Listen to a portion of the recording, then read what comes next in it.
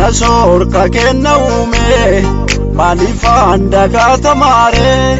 masanu manjebame bariko gaddaan darbaare ulama sanota kotti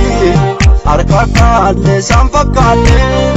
me alto konaada gayi alkaniif guyyaan si waame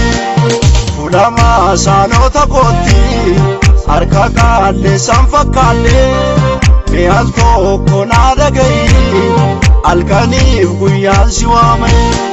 qalbee koo ilaalamu ana sorka kenna uume utumaan taa'ee si eegu barrisoon irratti dhume amma yoomi taana deema harka duwwaa teella namaa yaa Waaqayyo naaf dhaga'i halkaniif guyyaan si waama amma yoomi taana deema harka duwwaa teella namaa yaa Waaqayyo naaf dhaga'i halkaniif guyyaan si waama.